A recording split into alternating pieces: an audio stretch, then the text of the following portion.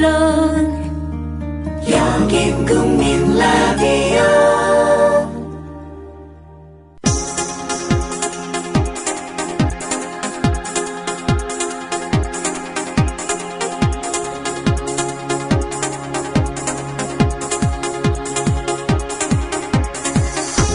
해고 이즈 해피입니다.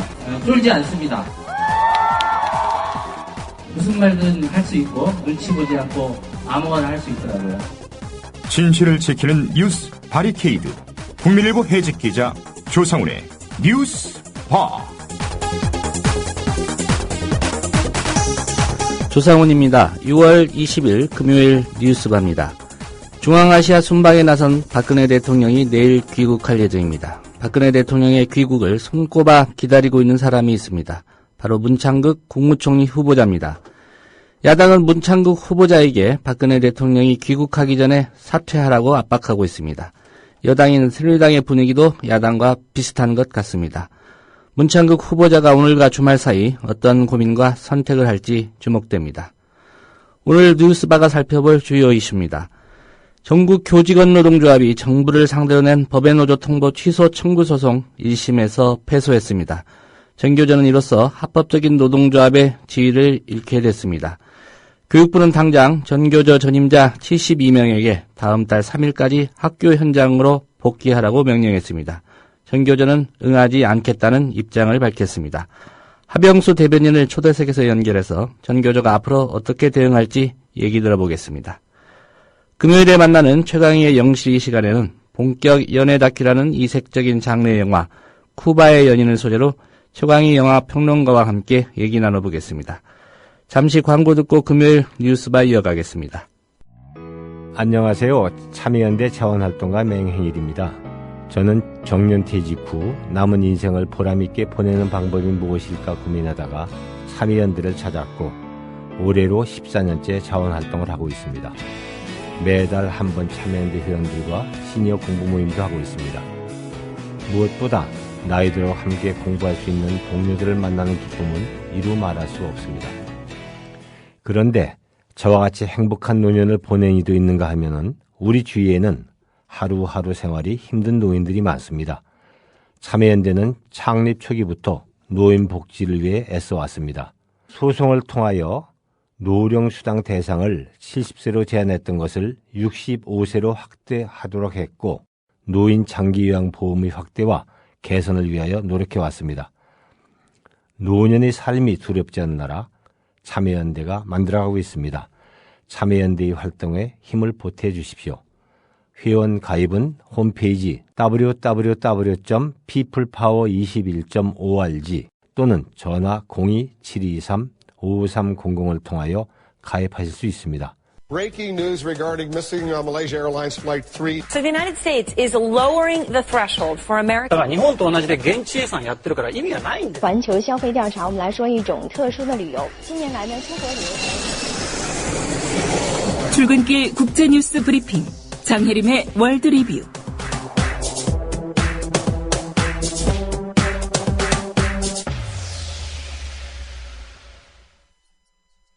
네, 글로벌 이슈를 자세히 들여다보는 금요일 월드 리뷰입니다. 이번 주에는 브라질에서 열리고 있는 월드컵 얘기를 좀 해보겠습니다. 장혜림 캐스터입니다. 안녕하십니까? 안녕하세요. 예, 브라질 월드컵 개막한 지 어느새 일주일이 됐습니다. 축구 팬들의 열기는 뜨겁긴 한데 한편에서는 아직 또 월드컵 반드시 계속되고 있죠? 네. 지난해 브라질에서 월드컵 전야제격인 컨페더레이션컵 대회가 열렸었는데요. 그때에도 브라질 전역 80여 개 도시에서 항의 시위가 벌어졌었고요. 예. 월드컵 개최권을 반납해야 한다는 주장이 나왔었습니다. 이들은 대회 현수막을 찍고 불태우기도 하면서 분노하는 모습을 보였습니다. 그날 브라질과 멕시코의 경기가 있었던 날 저녁에는 3만 명의 시위대가 모이기도 했는데요. 예. 이런 시위가 최근까지 이어지고 있는 겁니다. 최근 보도되고 있는 사진을 보면 정말 믿기 힘들 정도로 경찰이 시위 참가자들의 얼굴에 직접 체류학을 쏘는 등 매우 폭력적으로 진압하는 걸 볼 수 있습니다. 예. 이 시위에 나선 브라질 국민들이 주장하고 있는 것, 또 요구하는 내용들은 뭡니까? 월드컵 개최에 천문학적인 돈을 들인 정부에 대한 국민의 불만이라고 볼 수 있는데요. 예. 지난해 한겨레 신문이 소개한 기사 내용입니다. 한 예로 브라질 정부는 약 2,725억 원을 들여 포르탈레자의 월드컵 경기장을 지었습니다. 포르탈레자가 어떤 곳인지 살펴볼 필요가 있는데요. 예. 포르탈레자는 UN 통계 기준으로 세계에서 5번째로 불평등한 도시입니다. 전체 인구 200만 명 중 13만 명이 절대 빈곤 상태에 놓여 있고요. 인구의 30%가 상하수도 시설조차 없는 판자촌에서 살고 있는데요. 이들은 한 달에 37,000원 이하로 생활하고 있습니다. 게다가 브라질의 물가는 큰 폭으로 오르고 있는 상황이었습니다. 예. 한 달에 생활비가 37,000원 이하다. 예. 하루에 이렇게 써도 살까 말까 한데 한 달 생활비가요. 이런 상황이라면 정작 월드컵 개최 도시에 사는 많은 시민들이 월드컵 경기를 즐기는 것 자체가 뭐 불가능하겠군요. 그렇습니다. 컨페더레이션 컵의 경기 입장료가 브라질 도시 노동자 월 평균 임금의 3분의 1 수준이었으니까 이들에게 월드컵은 자신들과 상관없는 축제나 다름없었습니다. 예. 작년에 포르탈레자 빈민촌에 사는 한 여성이 자신의 갓난아기를 26,000원에 판 사건이 언론에 보도되기도 했는데요. 26,000원 때문에 아기를 파는 상상하기도 힘들 정도로 가난한 사람도 있고 같은 도시에 2,700억 원이 넘는 월드컵 경기장에 들어서게 된 겁니다. 이 사람들이 분노하는 이유가 여기에 있는 것 같습니다. 예. 브라질 정부가 월드컵 개최의 경제 효과 많이 선전해오지 않았습니까? 네. 예, 이게 타당한 주장이라고 볼 수 있을까요? 월드컵이나 올림픽 등의 세계 주목을 받으며 장기간 열리는 거대 스포츠 경기를 메가 이벤트라고 하는데요. 이것의 경제적 효과를 예측하는 시스템에 한계가 있다는 지적이 있습니다. 문제점 중 하나는 국제축구연맹 피파나 국제올림픽위원회 IOC와 밀접한 관계를 맺은 다국적 컨설팅 기업이 그런 가까운 관계를 맺은 기업들이 메가 이벤트 개최의 경제 효과를 분석한다는 점인데요. 예. 이들은 경기장 건설로 고용이 늘면서 장기적으로 경제가 활성화된다는 가정 아래 경제 효과를 추산합니다. 이들의 발표에는 과장된 것이 많고 부정적인 내용은 담기지 않는다는 그런 비판이 있습니다. 예. 피파나 IOC하고 밀접한 관계가 있다는 말은 결국 덕분에 먹고 산다는 얘기니까요. 네. 예. 이 실제로 좀 경제 효과가 있다는 그런 조사 결과가 있었습니까? 미국 경제학 교수 필립 포터는 1972년에서 2004년까지 중에 메가 이벤트를 개최한 도시와 그렇지 않은 도시를 비교한 결과 메가 이벤트가 주민들의 소득과 고용에 큰 영향을 주지 않는다는 결론을 내렸습니다. 예. 또 국가 이미지가 높아져서 무역과 관광에 도움이 된다는 주장에도 반박이 있는데요. 미국의 앤드류 로스 교수는 대회를 개최하면 경기장 건설에 필요한 수입이 늘어나 오히려 손해를 본다고 설명했습니다. 관광 효과도 일시적일 뿐이라는 지적입니다. 예. 우리나라도 평창 동계올림픽 예정하고 있고요. 또 올 9월만 해도 인천에서 아시안게임 열리는데 사실 이런 대회를 앞두고 뭐 경제 효과가 몇 조 원이 이런 얘기 하는데 이게 그렇게 실제로 그렇지 않다 이런 분석들이군요. 네. 이런 메가 이벤트가 상업적 목적을 위해 열리고 있다는 그런 지적도 있죠. 그렇습니다. 초국적 기업과 미디어의 이익을 위해 메가 이벤트가 존재한다는 지적입니다. 2007년부터 2010년 사이에 피파는 월드컵을 통해서 약 7억 7천억 원 이상의 순이익을 거뒀는데요. 대회가 열릴 때마다 거액을 받고 세계 주요 방송사에 중계권을 판매하기 때문이고요. 예. 또 맥도날드, 코카콜라 등의 다국적 기업과 독점적인 후원 광고 계약도 맺습니다. 한편 방송사들은 중계방송 앞뒤로 기업의 광고를 유치해서 수익을 냅니다. 예, 우리나라 기업 중에는 피파 같은 경우에 이제 현대자동차가 후원 기업으로 돼 있고, 네. 올림픽에서는 지금 삼성전자가 후원 기업으로 돼 있죠. 네, 그렇습니다. 예, 이 권력자들이 지배 수단으로 이용하기 위해서 이 메가 이벤트를 이용한다. 그런 비판도 있지 않습니까? 맞습니다. 여러 나라의 지배자들이 월드컵이나 올림픽 경기를 통해 국민적 단합을 만들어내서 정부에 대한 저항을 잠재운다 이런 비판인데요. 한 예로 1970년에 당시 한국 박정희 대통령의 친인척인 대한축구협회장 장덕진이 축구를 통해 민족의 단결을 이끌어내겠다 이렇게 밝혔었습니다. 예. 국가 차원에서 축구를 양성한 목적이 뭔가 이렇게 생각하게 됩니다. 예. 한때는 박스컵이라는 축구대회도 있었습니다. 아, 그런가요? 예. 저는 몰랐네요. 이 메가 이벤트를 통해서 나타나는 국가주의 혹은 민족주의에 대한 비판도 있죠. 그렇습니다. 스포츠 자체를 즐기는 것을 넘어서 개인과 그 개인이 속한 국가를 동일시하는 것에 대한 비판도 있습니다. 참가 선수들은 소속 국가의 우수성까지 선전하는 역할을 요구받기도 하는데요.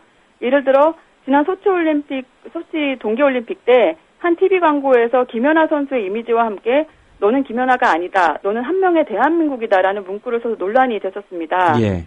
개인과 국가를 동일시하는 정서를 잘 보여주는 사례라고 볼 수 있습니다. 예. 오늘 말씀 잘 들었습니다. 감사합니다. 예, 장혜림 캐스터였습니다. 여보, 국민TV 조합비 이제 낼 때가 됐다고 하는구만요. 오, 그려. 그 국민TV도 개국하고, 그 뉴스K도 하던지. 달달이 11,000원 내는 거 맞죠? 11,000원만 내지 말고 좀 더 혀. 이 새싹이 돋아날 때는 물을 충분히 줘야 하는겨. 아이, 근데 인터넷으로 하려니까 보통 어려워서 원. 공정 언론을 꿈꾸는 미디어 협동조합 조합원이 해야 할 일. 조합비 납입입니다. 매달 고정 납입 어려우신가요? 월요일부터 금요일까지 아침 9시부터 저녁 6시까지 서울 전화 3144-0933, 3144-7737로 전화하세요. 사무국 요원들이 친절하게 안내해드리겠습니다. 서울 전화 3144-0933 또는 3144-7737. 여기는 진짜 언론, 미디어 협동조합입니다.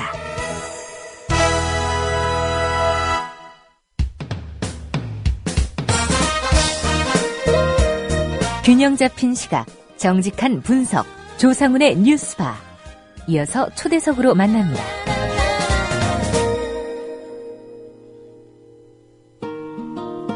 네, 인터뷰 일정상 오늘은 초대석을 먼저 진행하겠습니다. 초대석 인터뷰가 끝나는 대로 김용민 PD의 조간 브리핑이 이어집니다. 법의 노조인지 합법 노조인지를 둘러싸고 전교조가 정부와 벌인 법정 다툼 제1라운드는 결국 정부의 승리로 끝났습니다. 서울행정법원이 어제 법의 노조 처분을 취소해달라며 전교조가 고용노동부를 상대로 낸 행정소송 1심에서 원고 패소 판결을 내렸습니다. 이대로라면 전교조는 노동조합으로서의 모든 권리를 박탈당하게 됩니다. 전교조 하병수 대변인 전화로 연결해서 얘기 나눠보도록 하겠습니다. 하병수 대변인님 나와 계시죠? 예, 안녕하세요. 예, 전교조 입장에서 보면 좋은 결과가 아닌 상황을 갖고 얘기를 나누게 됐습니다. 예. 어제 법원 판결과 관해서 밤늦게까지 대책 회의를 한 걸로 알고 있습니다. 혹시 새벽까지 좀 이어졌습니까? 예, 어제 이제 중앙집행위원회 회의가 이제 3시부터 시작이 됐었고요. 예. 새벽까지 길게 논의를 했습니다. 그 회의 내용을 갖고 이제 이번 주 토요일 내일이죠. 내일 전국 대의원 대회를 통해서 예. 향후 계획에 대해서 긴밀하게 또 논의를 하고요. 그 내용을 바탕으로 다음 주 월요일 정도에 어떻게 전교조가 이 사태를 대응할 것인지에 대해서 기자회견을 좀 진행할 계획입니다. 예. 그 어제 회의에서는 어떤 논의들이 좀 있었습니까? 일단 지금 어제 교육부가 후속 조치를 발표하지 않았습니까? 예. 네. 그 부분에 대한 대응을 어떻게 할 것인지에 대한 판단이 있었고요. 내부적으로 이제 법률 검토도 좀 진행을 했었고, 그리고 조합원들과 어떻게 이 부분들을 좀 슬기롭게 헤쳐나갈 것인지 그 계획에 대해서 좀 논의를 했습니다. 예, 구체적인 최종 결정들이나 지침들은 이제 내일 대의원대 그리고 다음 주 월요일 기자회견을 통해서 밝히시게 되겠군요. 예. 그렇습니다. 먼저 어제 법원 판결에 대한 전교조의 입장을 좀 다시 한번 들어봐야 될 것 같습니다. 예. 일단 결론적으로 그 민주주의에 역행하는 판결이었고요. 구체적으로는 시대를 1988년으로 되돌려놓은 판결이었습니다. 1988년에 무슨 일이 있었냐면, 사실 유신 정권 시절이나 전두환 정부 시절에는 행정부가 마음에 들지 않는 노조가 있으면 쉽게 해산을 시킬 수 있었습니다. 예. 그 법이 바로 이제 노조 해산 명령법이라고 하는 노동법 중에 악법 중에 악법이었는데, 그것이 이제 87년 6월 민주화운동을 통해서 여야 합의를 통해서 그 악법을 폐지했습니다. 근데 그것이 이제 아시겠지만 노태우 정부 시절에 여소야대 시대 아니었습니까? 예. 국회 개원을 며칠 앞두고 국무회의에서 이 노조 해산 명령 법률을 다시 부활시키긴 어렵기 때문에 시행령, 소위 노조 설립 취소를 시킬 수 있는 시행령을 급하게 만들어냈습니다. 국회 개헌을 앞두고 기습적으로 만들어낸 거죠. 그것이 바로 일반 노조법 시행령 9조 2항입니다. 예. 일종의 노조 해산 명령의 잔재라고 할 수 있는 시행령을 만든 것인데요. 그러니까 이제 근거 법률은 없고 시행령만으로 존재하는 행정 입법의 성격을 갖고 있습니다. 바로 민주주의가 들어서고 민주정부가 들어서고 한 번도 노조 해산 명령이 이루어진 적이 없었는데 바로 정교조가 처음으로 과거 독재 시절에 있었던 행정관청에 의한 노조 해산이 처음으로 이루어진 사건이 바로 어제였고 그것을 이제 행정 권력에 대한 견제 역할을 해야 될 사법부가 박근혜 행정 권력의 손을 그대로 들어준 최악의 판결이었다고 저도 해석하고 있습니다. 예. 어제 서울행정법원도 바로 그 시행령을 근거로 해서 그런 선고를 내린 겁니까? 예, 맞습니다. 그 시행령 9조 2항은 설립된 노조를 결격 사유가 있으면 어떻게 보면 노조 안임 통보, 즉 노조를 해산시킬 수 있다라는 법의 노조 통보의 근거가 되는 유일한 시행령입니다. 예. 그 근거에 그 시행령 자체가 합당하다라는 판결이었습니다. 예. 정교조 입장에서는 그 시행령을 폐지하거나 개정하는 쪽으로 좀 힘을 모아야 되지 않을까 그런 생각이 드는데 어떤 계획 갖고 계십니까? 예, 그 시행령은 사실 한 번도 적용된 적이 없었기 때문에 그 존재 자체도 사실 잘 몰랐습니다. 어떻게 보면 정교조 사건을 통해서 그거를 알게 되었고요. 그래서 이 사무화된 시행령은 어쨌든 권위주의 시대의 잔재이기 때문에 그 국가인권위원회에서도 이 시행령을 폐지하라고 권고를 지난해와 2010년에 두 번에 걸쳐서 진행을 했었고요. 예. 국제노동기구 ILO, OECD 소속의 단체들, 국제사회가 한 목소리로 이 노조 해산 명령에 지나지 않는 이 시행령 폐지, 그리고 해직자를 조합원으로 인정을 하라라는 권고를 수도 없이 많이 했습니다. 지난해는 ILO 사무총장의 긴급 개입을 3번이나 할 정도였고요. 그래서 이 부분에 대해서는 국회에서도 논의를 충분히 했지만은, 예. 지금의 어떤 행정 권력, 즉 박근혜 정부의 눈치만 살피는 여당의 반대로 기원노조법 개정, 시행령 9조 2항에 대한 폐지 이런 부분들이 막혀 있는 상황입니다. 예, 국회에서 논의는 하고 있는데 새누리당의 반대로 진척이 안 되고 있다 이런 말씀이군요. 예, 그렇죠. 일단 정교조를 굳이 법의 노조화 15년 합법주의를 유지했던 정교조를 갑작스럽게 법의 노조화 시키는 거의 배경에는 박근혜 정권이 정교조에는 미움이 깔려 있습니다. 일단 과거 2005년에 그 민주적 사립학교법 개정 과정에서 당시 이제 새누리당의 전신인 한나라당이었죠. 한나라당 대표했던 박근혜 대통령이 장애투쟁을 불사하면서 그 민주적 사학법 개정 반대 운동을 하지 않았습니까? 예. 그래서 그 이후에도 이제 대선 TV 토론을 통해서도 정교조를 현장 혼란을 일으키는 이념 집단으로 매도하기도 했고, 작년에 이제 국정교과서뿐만이 아니라 이제 한국사, 즉 친일 독재를 미화했다는 교학사 한국사 교과서 채택을 반대했던 운동을 또 정교조가 적극적으로 했습니다. 그런 과정 속에서 그 현 정부와의 좀 대립각을 좀 세웠던 과정이 있고, 어떻게든 그 정교조를 무력화시키려는 의도를 갖고 있었고요. 그거에 대한 실질적인 조치를 이번 법외노조 통보를 통해서 진행한 것입니다. 예. 일단 출발은 고용노동부로부터 출발을 했기 때문에, 예, 그런 판단을 하고 계시는군요. 네네.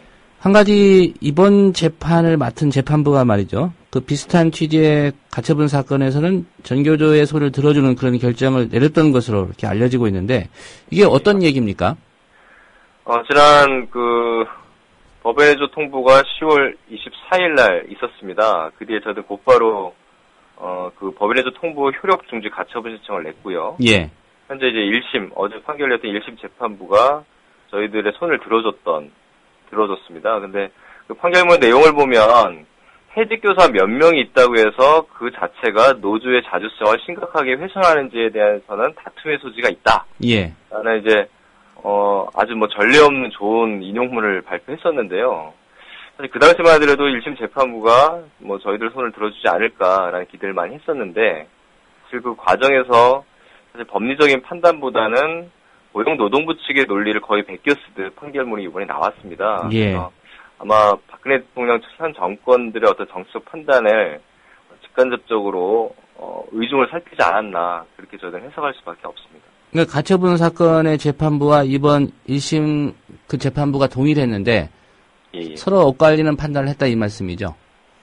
예, 1심 재판부에서 그 가처분 판단과 예. 1심 판결은 동일한 재판부에서 진행을 합니다. 예. 다툼의 소지가 있다라고 가처분 때는 판단을 했고 다퉈보니까 정부 입장이 옳다. 뭐 이런 얘기네요. 논리적으로 그렇죠. 보면. 지금 법 쪽에서도 이해할 수 없는 판결이라는 의견이 대다수인데요. 예. 일단 해직자들을 노동조합에 두었다고 노조의 자주성이 훼손된다는 논리인데 그것이 고스란히 또 학생들한테 피해를 준다라는 게 어제 판결문의 주요 요지입니다. 예. 그러니까 저희 정교조에 9분의 해직교사가 있지만 그분들이 오히려 조직의 결정을 앞서서 실천한 희생자이기 때문에 그분들의 존재 자체가 노조의 자주성을 훼손한다. 이거는 노조의 현실을 전혀 모르는 아주 이제 악의적인 그 논리라고 생각할 수밖에 없습니다. 학생들에게는 도대체 어떤 피해를 준다는 겁니까? 그 논리도 저희들 이해할 수 없다는 거죠. 그러니까 전교조의 자주성, 그러니까 노조로서 자주성이 훼손된다라는 거는 쉽게 말하면 사용자의 이해관계에 복무한다는 얘기거든요. 예. 그러니까 저희들 사용자는 권력이죠.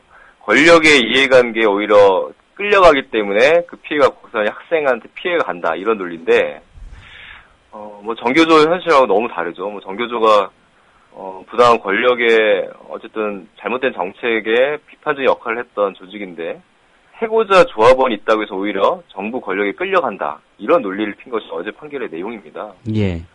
이해할 수 없는 판결이었죠. 상황이 좀 다르긴 합니다만 지난 4월에 나온 전국 공무원노조 관련 그 대법원 판결이요. 이것도 그래도 어느 정도 영향을 줬다 그렇게 보고 계십니까? 예, 대법원 최종 판단에서 그 공무원 노조 반려 조치는 적법하다는 판결을 내린 건데요. 근데 이제 저희들이 좀 의심스러운 거는 이제 고등법원의 판결과 일치하긴 하지만 판결문이 완전히 달라졌습니다. 예. 그 학계에서는 형식설과 실질설이 대립하고 있는데 대세가 실질설입니다. 이 얘기는 형식적으로 몇 명의 해직교사가 있다고 하더라도 그것이 노조의 자주성을 침해하지 않는다라면 그 자체는 노조 자체를 인정해야 된다라는 게 실질설인데 예. 대법원에서는 형식 논리를 중심으로 한 판결문을 내렸습니다. 그러니까 한 명이라도 해직교사가 있으면 노조로서 인정할 수 없다. 이런 판결문을 나왔거든요. 그래서 이 4월에 나왔기 때문에 저희들 판결의 핵심 또 쟁점 사항이기도 했었고 예. 그래서 이 대법원 1심 재판부가 대법원의 눈치를 보지 않을 수 없기 때문에 아마 영향을 주기 위해서 대법원 판결이 이렇게 나오지 않았나 저희는 그렇게 의구심을 갖고 있습니다. 예, 6만 명 중에 지금 9분인데요. 네. 예, 한강물에 바닷물을 한 바가지 뿌리면 이거 강물 아니다 이런 얘기도 가능할 것 같습니다. 그런 기준이라면 말이죠. 예. 그런 논리도 있는데요. 저희 해직교사 9분은 사실 불순물이 아니기 때문에 저희들한테는 가장 소중한 분들이고 그리고 예. 정교조 역사가 또 해고와 복직에 이른 부침의 역사를 갖고 있습니다.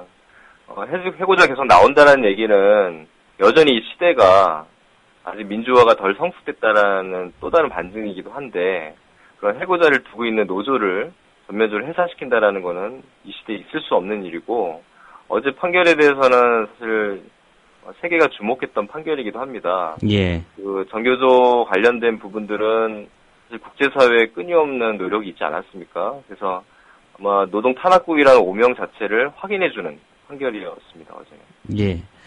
어제 판결로 이제 전교조가 노동조합으로서의 모든 권리를 박탈당하게 되는 그런 상황으로 가고 있는데요. 구체적으로 어떤 상황들이 이어질 것으로 보십니까? 일단 어제 교육부가 정말 빠른 속도로 후속 조치를 발표했습니다. 현재 노조 전임자들이 저희들 이제 전교조 본부와 지부 합쳐서 72명입니다. 예. 이분들을 현장에 다 복귀시켜라라는 거고요. 그다음에 전체 단체 교섭을 중단해라. 그리고 사무실 각종 지원비를 중단하라. 그리고 조합비 납부 지원을 해줬던 납부 지원 체제를 중단해라. 그리고 각종 지금 협의회와 위원회에 참여하고 있는 정교조 조합원을 다 빼라. 이러한 후속조치를 발표했는데요. 예. 사실 저희들이 법의 노조라는 건 불법 노조랑 다릅니다. 그러니까 노조법상의 지원을 받지 못하는 노조인데 어제 교육부의 후속 조치는 사실 불법 노조한테 할 수 있는 후속 조치들이거든요. 예. 학교에서는 그 동호회 모임, 개모임에도 그 회비를 공제해달라라면 이렇게 납부를 이렇게 일괄로 해주는 지원을 해줍니다. 하물며 정교조가 불법 조직이 아닌데도 불구하고 그것까지 끊는다라는 거는 바로 법의 노조의 목표가 어디 있는지를 단적으로 좀 드러내는 부분이고요. 예. 저희들은 어쨌든 뭐 법률적인 대응도 해야겠지만 이런 법의 노조 통부의 부당한 후속 조치에 대해서는 뭐 진보교육감과 뜻을 같이 하고 있기 때문에 신뢰관계를 유지하는 데는 큰 지장이 없을 것 같고, 다만 중앙정부의 교섭이 중단되는 부분에 있어서는 저희들은 심각한 좀 타격이 있을 것 같습니다. 예. 교섭이라는 거는 저희들 물론 임금과 근로조건과 관련된 부분이지만 저희들 단체 교섭안을 보시면 임금을 인상해달라 이런 게 거의 없습니다. 주로 학생들의 어떤 인권이나 뭐 연교시 야자 금지 같은 학습권을 지키는 문제, 그리고 화장실에 뭐 휴지가 없어서 휴지를 좀 달아라, 이것도 단체 교섭안에 있거든요. 예. 그래서 학생들의 복지를 위한 부분들이 대부분인데 이런 부분들이 다시 해제가 된다라면 연교시 야자가 부활하고 학생들의 인권이 쇠퇴하는 그런 소위 말하는 요즘 유행하는 적폐가 다시 부활하는 그런 우려가 있습니다. 그래서 이 부분에 대한 걱정이 가장 큰 것이죠. 예. 교육부가 일단 복귀 명령을 내렸는데 어제 김재원 위원장 같은 경우에는 그 잠깐 회의 중에 언론 인터뷰를 통해서 이 복귀 명령에 응하지 않겠다 이런 입장 밝히셨거든요. 네. 예. 그렇게 되면 또 교육부 입장에서는 그 해당 교사들 해고까지도 가능한 그런 상황 아닙니까? 예, 지금 7월 3일까지 현장으로 복귀하지 않으면 72명 전원을 직권면직, 즉 해임에 준하는 징계를 하겠다라는 입장을 발표했습니다. 예. 이것이 사실 정부가 원하는 방향입니다. 6만 조합원의 방대한 사업을 하고 있는 전교조의 72명의 집행인력을 다 빼라는 얘기는 사실상 전교조 사업을 전면 중단하라라는 얘기입니다. 가만히 있으라는 얘기죠. 그래서 저희들 입장에서는 사실 해고를 불사하면서 싸우는 게 당사자 입장에서는 쉬운 일이 아닌데, 예. 이 선택은 사실 강요된 선택입니다. 저희들의 선택의 폭은 되게 넓지 않고요. 그러니까 6만 조합원과 지혜를 모으는 과정은 당연히 필요하겠지만 원칙적으로 정규 사업을 정면 중단할 수 없는 상황이기 때문에 좀 원칙적으로 전임자 복귀는 하지 않는 것을 기본 원칙으로는 세우고 있고요. 예. 내일 이제 대의원 대의를 통해서 그 부분에 대한 최종 입장을 정리할 예정입니다. 예. 어제 판결 이후에 현장에 있는 그 조합원들, 선생님들 그런 분위기도 좀 느끼셨을 텐데 대체로 어떤 분위기로 좀 입고 계십니까? 이렇게 판결이 나올 거라는 예상은 우려는 좀 했지만 현실로 이제 닥치다 보니까 되게 이제 허탈해하고 되게 분노가 일고 있는 상황입니다. 그래서 정교조가 정말 1,500명 해직교사의 아픔을 겪고 뭐 편했던 점은 없긴 하지만 박근혜 정부가 이렇게까지 할 거라고는 상상도 사실 할 수 없었던 부분이라 어쨌든 뭐 그렇지만 법인노조 상황이라고 해도 저희들 뭐 현장에서의 어떤 혁신 운동이나 학생 인권 실현 운동 같은 것들은 계속 유지할 겁니다. 예. 뭐 그건 탄압과 상관없이 저희들 진행할 수 있는 부분이고요. 일단 뭐 지금 현재로서는 이 부분의 해법은 사실 교원노조법 개정을 통해서 해결할 수 있는데 뭐 여당이 이제 발목을 잡고 있는 상황에서는 좀 이 정부에서 노조법이 개정될 수 있을까 그런 우려가 있지만 예. 좀 국제사회와 이번 진보교육감 지지를 통해서 확인된 국민들의 어떤 민심, 이 힘을 바탕으로 노조법 개정 운동에 좀 전면 돌입할 예정입니다. 예. 이 질문을 드려야 되나 좀 고민은 되긴 하는데요. 그 해직자 신분으로 지금 조합원 자격 유지하고 있는 그 9분들은 어떤 입장을 보이시거나 의견을 좀 내신 적이 있으신지요? 예, 지난 10월에 이제 고용노동부가 법인노조 통보를 한 이후에 그 해직자들이 공동 기자회견을 했었습니다. 그래서 뭐 입장은 저희들이 충분히 확인했고 그 가장 불편한 뭐 위치에 지금 계신 분들이 아니겠습니까? 예. 저희들도 사실 미안할 지경이죠. 근데 다행히 지난 그 전 조합원 총 투표를 통해서 이 9명의 해직 교사와 함께 가겠다라는 정교조다운 결정을 좀 하지 않았습니까? 그래서 예. 그걸 통해서 어쨌든 해직자 당사자의 문제가 아니라 이건 정교조의 정치성과 관련된 부분입니다. 그 해직자가 늘 발생할 수 없는 상황, 그리고 조직의 결정을 가장 앞서서 실천했던 그분들을 존중하고 함께 가는 것이 전교조의 어떤 초심을 잃지 않는, 그리고 전교조가 살아있다라는 걸 보여주는 거기 때문에 어떤 개인의 문제가 아니라 조직의 문제로 저희들은 판단하고 있습니다. 예. 박근혜 정부가 최근에 아시는 것처럼 청와대 교육문화수석 교체했고요. 또 사회부총리 겸 교육부 장관 후보자 지명하는 인사를 했습니다. 예. 뭐 송광용 교육문화수석이라든가 김명수 교육부 장관 후보자 대체로 모두 강한 그런 보수 색채를 띠고 있는 것으로 알려져 있는데 혹시 이런 인사 발표가 이번 사법부의 판단에도 어느 정도 영향을 줬을 것이다 이렇게 보고 계십니까? 예, 일단 지금 뭐 대부분 인사들, 저희들이 문제 삼는 인사들이 일단 박근혜 대통령의 어떤 이념 내지는 역사 인식과 좀 동일한 분들이 많이 배치가 돼 있습니다. 특히 교육 부분에 좀 그렇다라는 것이고요. 예. 그래서 일단 판결에 어떻게 영향을 줬는지 저는 잘 모르겠습니다. 근데 이제 분명한 거는 어제 판결 자체는 사실 학계에서도 쉽게 인정할 수 없는 고용노동부 사용자 측의 의견을 거의 뭐 대변한 내용이기 때문에 지난 또 가처분 인용문과는 또 사뭇 내용이 완전 달라진 부분이 있어서 이런 전반적인 지금의 어떤 정치 상황들을 직관적인 영향을 받지 않았을까 저는 그렇게 해석을 할 수밖에 없습니다. 예. 또 반면에 이런 움직임도 있었습니다. 지방선거에서 이제 대거 당선된 이른바 진보 성향 교육감들, 이 당선자들이 법원에 탄원서도 낸 걸로 알고 있는데, 결과적으로는 뭐 법원의 어떤 판단까지 바꾸는 데까지 이르지는 못했고요. 이제 이후의 문제가 아까 하 대변님도 이런 교육감들하고 좀 협의를 할 부분이 있을 것 같다라는 말씀하셨는데, 임기가 이제 7월부터 시작되는 거 아니겠습니까? 예, 그렇습니다. 예, 어떤 계획들 갖고 계십니까? 이 부분에 대해서는? 일단 뭐 공식적으로 뭐 진보 교육감들과 협의자를 마련할 계획은 없고요. 예. 일단 뭐 진보 교육감의 어떤 뜻과 생각들은 저희들 뭐 탄원서를 통해서든 이제 공동 뭐 선거 공약을 통해서든 뭐 확인할 계기들이 좀 많이 있었습니다. 그리고 이분들이 탄원서를 낸 배경 자체가 뭐 정교조나 일방적인 지지를 선언하는 의미는 아닙니다. 물론 보수 언론에서 그렇게 이제 몰아가고 있지만은 그분들의 어떤 공약 내용은 사실 정교조가 오랫동안 학교 현장에서 실천했던 내용들이었습니다. 예. 그래서 그분들의 공약과 그 공약은 뭐 국민들의 염원을 반영한 내용들이기 때문에 그 내용들을 현장에서 제대로 실천되기 위해서는 정교조 교사들의 역할이 절대적으로 필요한 부분들이 있는 거고요.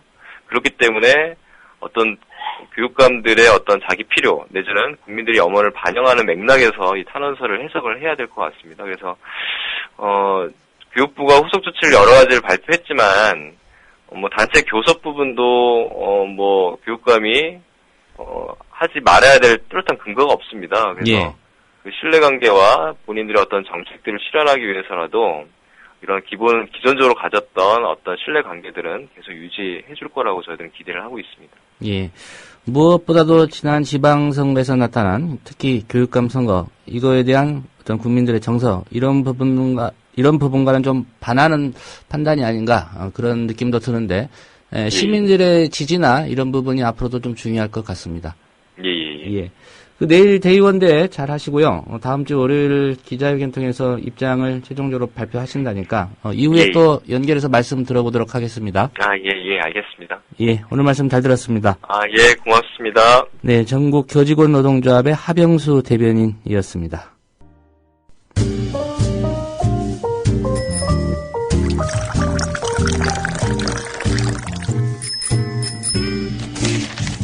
아침 신문 귀로 읽기. 김용민 PD의 조간 브리핑. 네, 6월 20일자 주요 조간신문 기사 살펴보겠습니다. 김용민 PD의 조간 브리핑입니다. 안녕하십니까? 네, 안녕하십니까? 예. 뭐 전교조 얘기를 해봐야 될 것 같습니다. 예. 9명의 해직 교사를 조합원으로 인정했다는 이유로 법외 노조가 된 전교조. 전교조가 교원노조법 개정에 사활을 걸었습니다. 근로자가 아닌 사람의 가입을 허용하는 경우 노조로 보지 않는다.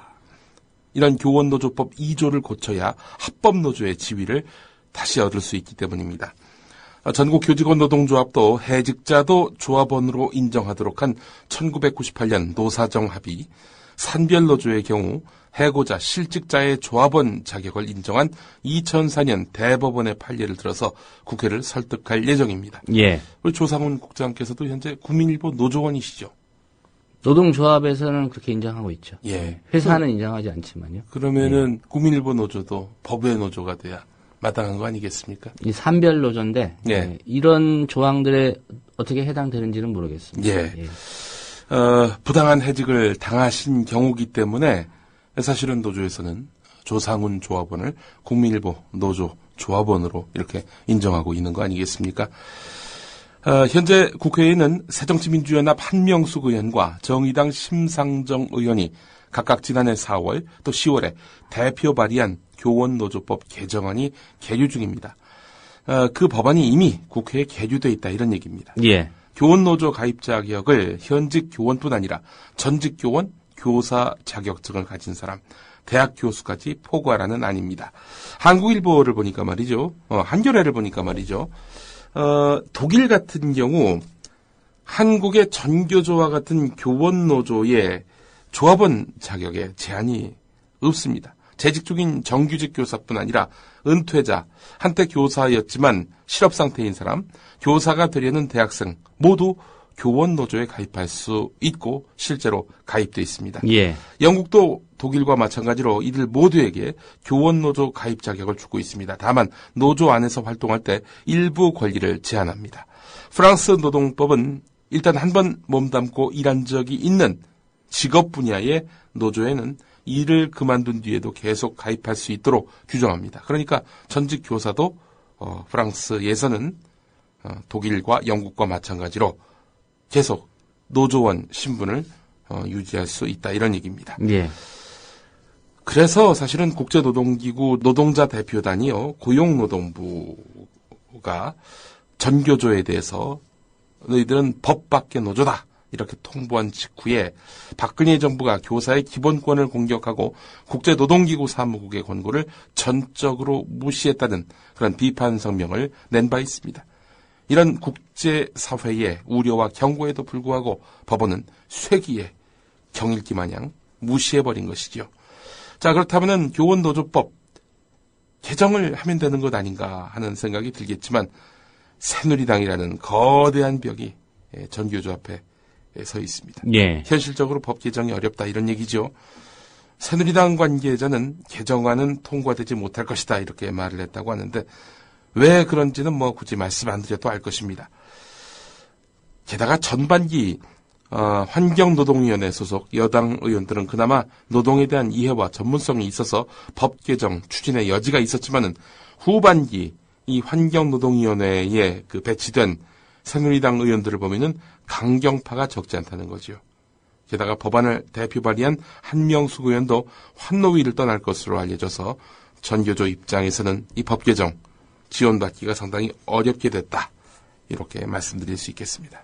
아니, 발의했으면 최종 해결까지 하고 마무리를 하는 게 좋을 것 같은데. 글쎄 말입니다. 예. 본인도 어제 트위터에서 이 교원노조법 개정이 절실하다 이렇게 글을 올렸고 저도 리트윗을 했거든요. 예. 한명숙 의원 끝까지 환노위에 남아 계시는 게 아마라도 이 책임을 지는 정치인의 모범을 보이는 것이 아니겠는가 하는 생각을 갖게 됩니다. 예.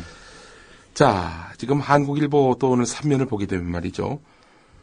참교육을 내세우면서 출범한 전교조 15년 만에 법외 노조가 되면서 이들이 주도했던 교육혁신운동과 비민주적 학교 운영에 대한 견제, 감시 기능이 위축되는 것 아니냐 이런 우려가 나온다고 오늘 전하고 있습니다. 학교 민주화, 수업에만 전념할 수 있는 환경 조성 같은 전교조가 기울였던 노력, 그러니까 전교조의 그간의 여러 가지 공적들, 또 고무적인 역할들, 이런 것들이 훼손될 수 있다는 이야기입니다. 수도권의 한 초등학교 교사는 회의 시간마다 교장의 일방적인 지시사항을 전달받고 교장이 원해서 요즘 초등학교에서는 치르지 않는 지필평가를 예. 실시하고 학교 평가를 잘 받기 위해서 아이들을 아침 8시까지 등교시켜서 운동장을 뛰게 하는 우리 학교의 모습, 이게 재현될 가능성이 있다는 거죠. 게다가 공사 관련 비리나 여교사 성추행 같은 개인이 문제 제기하기 어려운 일들이 발생할 때마다 공론화해왔던 그런 몸체가, 조직체가 바로 전교조였는데 개인적으로 맞서 싸울 용기는 없지만 적어도 교육 현장에서 이 사람들이 없어지면 안 된다고 생각한다라고 8년차 중학교 교사가 이렇게 밝히기도 했습니다. 예, 결국은 학생들 또 학부모들 입장에서도 그 피해가 학생들에게 돌아온다면 예. 이 문제에 대해서 관심을 가지고 네. 목소리를 내지 않을까 그런 기대를 좀 해봅니다. 예, 그렇습니다. 게다가 또 진보교육감들의 혁신 정책이자 학교 혁신운동의 성공적인 모델로 평가받고 있는 혁신학교에도 제동이 걸릴 수 있다는 점, 이게 또 염려가 됩니다. 예. 전교조 관련한 소식은 여기까지고요. 국민일보 6월 11일자 문창극 총리 기용과 관련한 기사 제목만 소개해드리겠습니다. 총리 후보의 기자 출신 문창극, 국가 대개조 키 잡은 깜짝 총리, 30여 년 기자 외길, 대통령에게 직원 서슴지 않을 드문 인사, 검증 통과, 지역 안배, 다목적 포석, 이런 제목을 달았습니다. 예. 검증이 쉽게 통과될 것이다.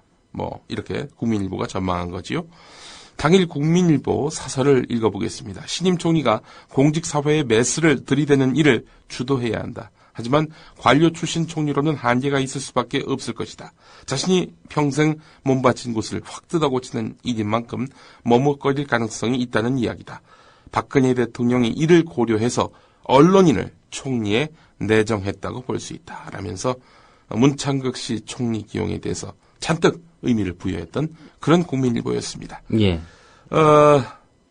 어제자에는 최성규 목사의 입을 빌려서 신앙은 신앙, 정치는 정치라면서 그렇게 쉴드를 쳤던 국민일보 아닙니까? 특별 기고를 실었었죠? 특별 기고입니다. 예. 예. 오늘 사설 제목이 이렇습니다. 문창극 후보자 거취, 청와대가 빨리 결정하라.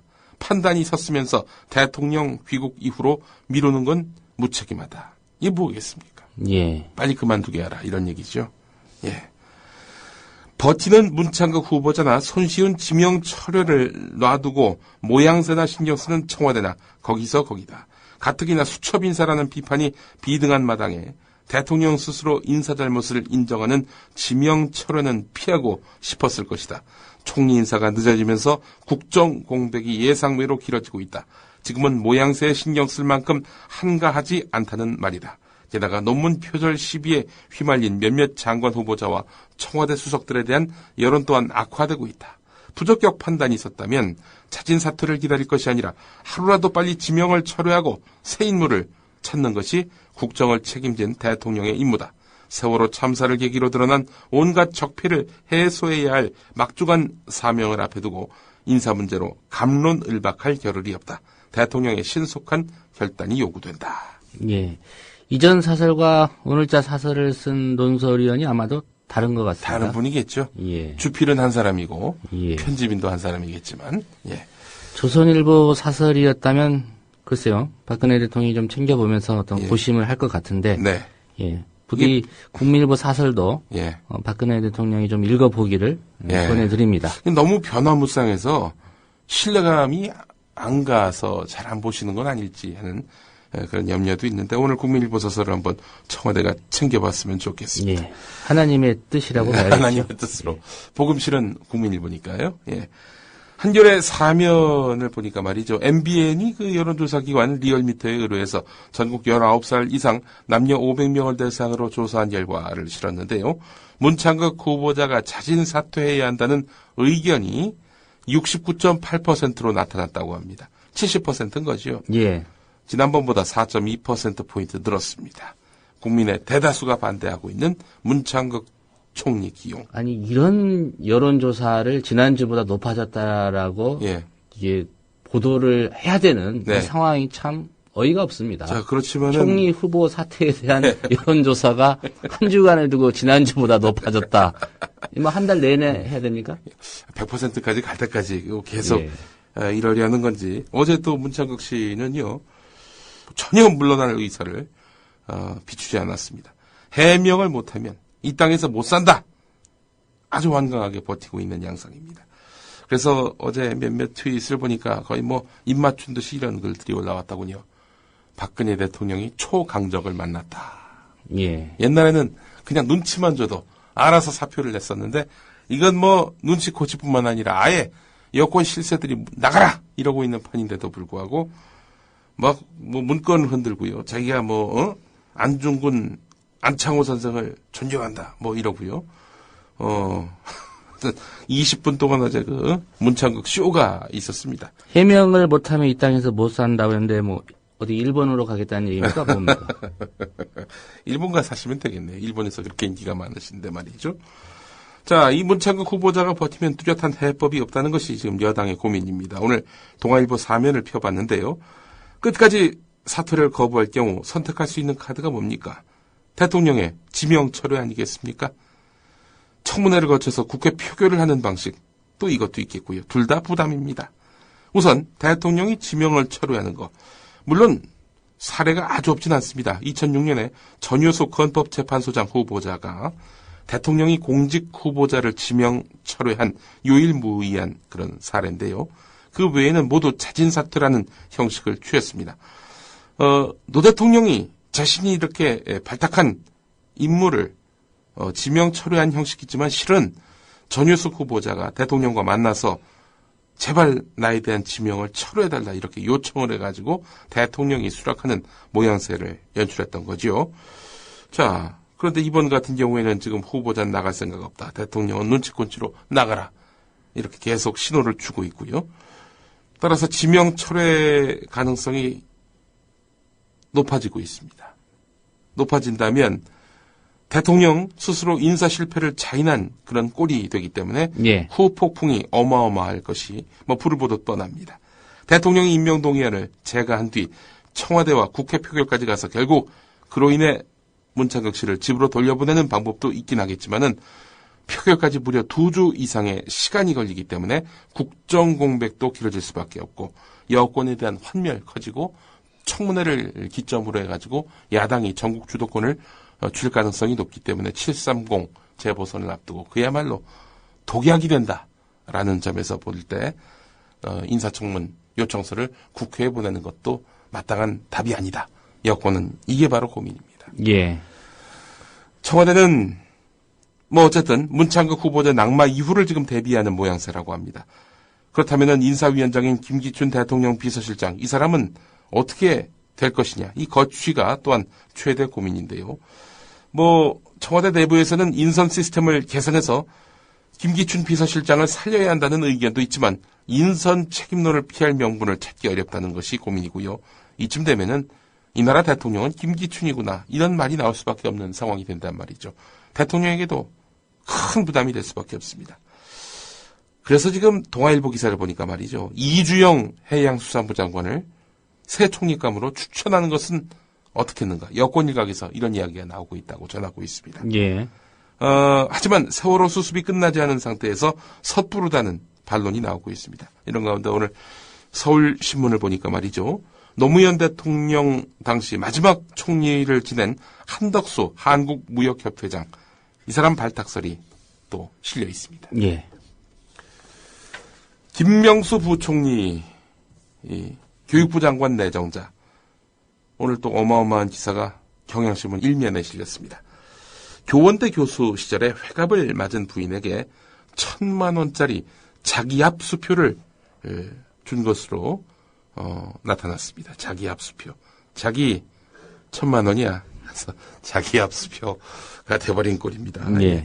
그러니까 김명수 내정자가 부인에게 줬다는 거죠? 그렇습니다. 예. 수표 사진이 실렸습니다. 예, 그렇습니다. 이 번호까지 다 나와 있는 것이기 때문에 물론 이제 신문지상에는 이렇게 모자이크 처리가 됐습니다만 예. 김태년 새정치민주연합 의원이 확보한 수표는 너무나 명확합니다. 근데 뭐라고 글을 썼네요. 예. 김명수 후보자가. 예. 뭐라고 썼냐면요. 수표의 그 동봉한 편지인데요. 네. 적은 금액이지만 남편이 아끼고 절약해서 당신을 위해 모은 것이니 당신 편한 대로 쓰십시오.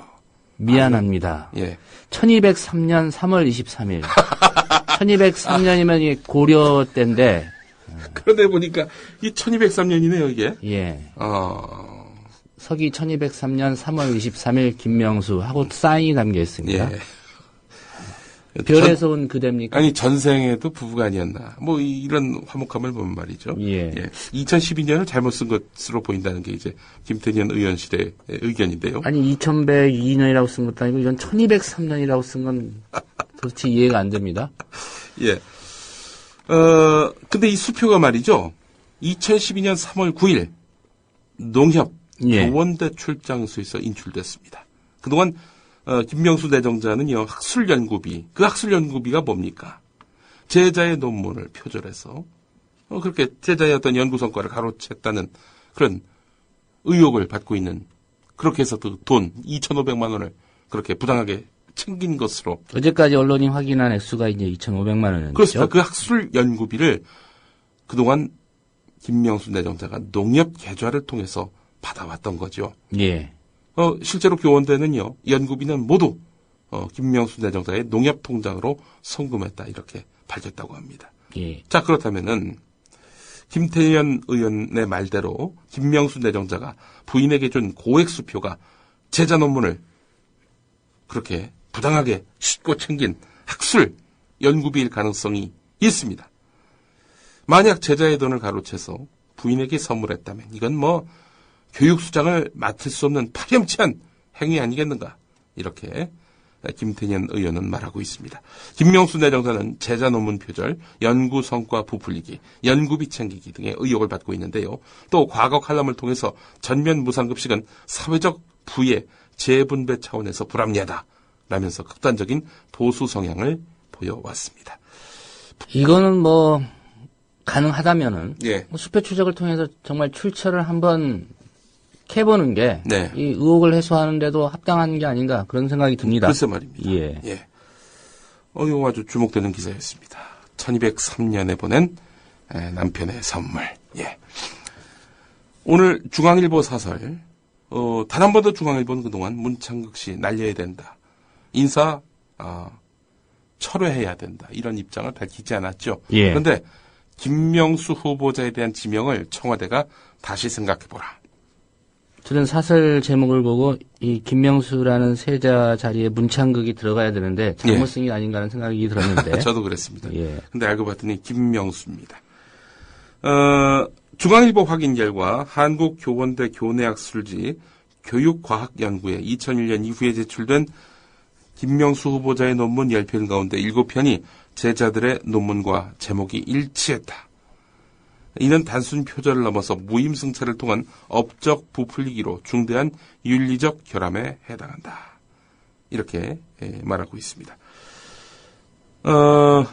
중앙일보 사설을 또 보면 말이죠, 문창극 총리 언급이 나옵니다. 사람 이름은 나오잖아요.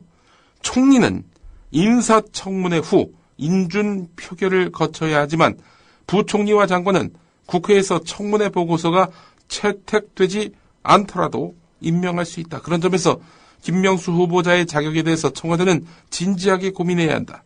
학자의 연구 윤리는 연구의 진정성 확보뿐 아니라 학자의 양심과 명예에 관련된 문제다. 학자적 양심과 명예를 경시하는 학자는 펜을 구부려 세상을 어지럽힐 수 있다는 점에서 경계해야만 한다. 그런데 김명수 후보자의 경우 지금까지 제기된 연구 윤리 문제만으로도 심각한 결함이 있는 것으로 보인다. 따라서 청와대는 지명을 다시 생각해보라. 이런 논지입니다. 예. 펜을 구부려. 이 부분이 상당히 눈길을 끄는군요. 우리 문창극 후보자 그동안 친일, 민족 폄훼 발언 어마어마하게 하지 않았습니까? 근데 이제 와서는 안창호, 안중근 의사 자기가 그야말로 존경한다, 이렇게 얘기하고 있는 건데, 제가 봤을 때 이건 펜을 구부리는 행위입니다. 따라서 중앙일보는 김명수 씨뿐 아니라 이 문창극 씨에게도 동일한 잣대를 들이대기를 바라는 마음입니다. 이번에는 한겨레 오면 기사입니다. 제자의 학위 논문을 요약해서 학술지에 발표한 사실이 드러난 김명수 교육부 장관 후보자 말고도 송광용 청와대 교육문화수석, 이 두 사람의 공통된 해명이 있습니다. 당시 관행이었다. 자, 그런데 지난 2002년 대구 가톨릭대학교에서 재임용 계약기간 만료를 앞두고 정년보장 교원 심사를 위해 보고한 논문 저서 일부가 표절 여부가 문제가 돼가지고 한 교수가 파면이 됐습니다. 예. 그래서 이 교수가 해임 처분 취소 소송을 냈는데 말이죠. 2004년 법원은 해임이 정당하다 이렇게 판결을 했습니다. 제자와의 공전인데 근데 제자의 박사학위 논문을 거의 그대로 표절한 것이었단 말이죠.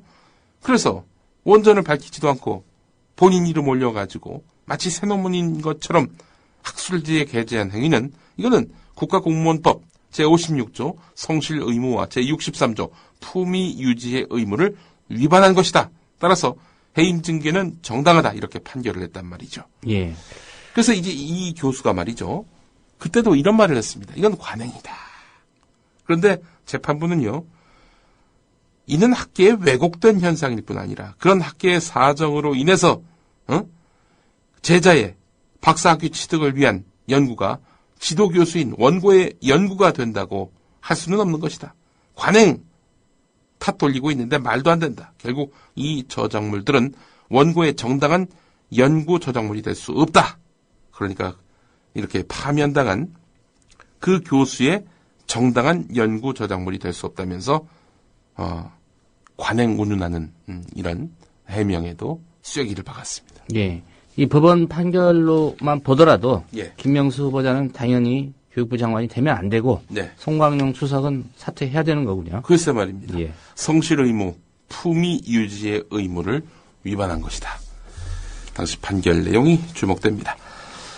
정종섭 안전행정부 장관 후보자에게 포인트를 맞춰보겠습니다. 그동안 아주 기가 막힌 일들이 많이 있었죠. 일단 1인 1표제 문제가 있다. 우리나라 선거제도. 자신 같은 훌륭한 사람에게는 한 100표는 줘야 된다. 이런 정종섭 안전행정부 장관 후보자 아닙니까? 자, 근데 이 양반이 말이죠. 1985년 4월부터 1989년 1월까지 45개월 동안 육군 군 법무관으로 복무했는데요. 이 기간에 정종섭 후보자 경희대 법과대학 대학원 석사 학위를 취득했고요. 예. 연세대 박사 학위 과정도 이 기간 동안에 밟았습니다. 이 정종섭 후보자는 그 기간 동안 85년 4월 강원도의 7사단 그 안전장교를 시작으로 해서 서울 육군본부 법무감실 보통검찰관을 거쳐서 경기도 수도군단 법무부 심판부장 55사단 법무부 법무참모 등을 통해서 최소한 3년 이상을 군생활과 대학원 석박사 과정을 함께 이행을 했는데 대학원이 위치한 서울에서 군 복무를 한 적도 있지만 대부분의 기간은 이렇게 화천, 용인 같은 위수지역 범위 밖에서 예. 이렇게 지냈단 말이죠. 따라서 이거는 위수지역 이탈과 그리고 군무 이탈 혐의 또 가능하다는 겁니다. 예. 당시 경희대와 연세대 법대 석박사 과정에는 야간 과정이 없었고요. 정종섭 후보자는 군 위탁교육생 자격도 아니었기 때문에 이건 뭐 위반 논란은 물론이고 특혜 논란도 일 수밖에 없는 겁니다. 당시 정종섭 후보자와 함께 박사과정 수업을 들었던 한 연구자, 한겨레 기자에게 이런 말을 했습니다. 정종섭 후보자가 스스로 군 법무관이라는 걸 감추지 않았고 머리가 짧은 걸 제외하고는 평상 복장으로 낮 수업을 함께 들었다. 낮 수업을. 군 법무관 출신인 한 변호사는 군 법무관으로 근무하면서 지휘관의 지휘를 받아 야간이나 주말에 특수대학원을 다니는 경우는 꽤 있지만 박사과정까지 다니는 경우는 못 봤다라고 전했습니다. 정종섭 후보자에게 물어봤더니 답을 듣지 못했다는 게 한겨레 기사의 마지막 부분입니다. 신기에 가깝습니다. 어떻게 이런 사람들만 이 고위공직 후보자로 지명을 할 수 있는지. 네. 예. 이 솔직히 이거는 또 문창극 후보자와도 유관한 부분 아니겠습니까? 해군 장교로 있을 때 군복무의 절반을 예. 대학원에 다녔다는 거 아니겠습니까? 그리고 또 박사과정도 서울대 박사과정인데 워싱턴에서 지냈고 말이죠. 원격 강의가 있었던 시절도 아닌 것 같은데요. 아니 무슨 이 보수 인사들이 유체 이탈이 참 강한데 말이죠. 몸체가 둘로 나뉠 수 있는 그런 기술도 있는 건지 어떻게 한 사람이 두 가지 일을 다 할 수 있는지 모르겠습니다. 위법 탈법을 하면서 말이죠. 정종섭 안전행정부 장관 후보자와 관련한 의혹은 또 하나 더 있습니다. 오늘 세계일보 3면에 관련 기사가 있는데 2008년 5월 9일부터 2009년 4월 19일까지 정종섭 후보자가 제1기 방송통신심의위원으로 활동을 했는데요. 총 32번 열렸는데 그 가운데 10번 불참했다고 합니다. 3차례 회의 중에 한 번꼴로 회의에 참석하지 않은 것입니다. 다른 위원 8명과 비교해 보면은 최다 불참했습니다.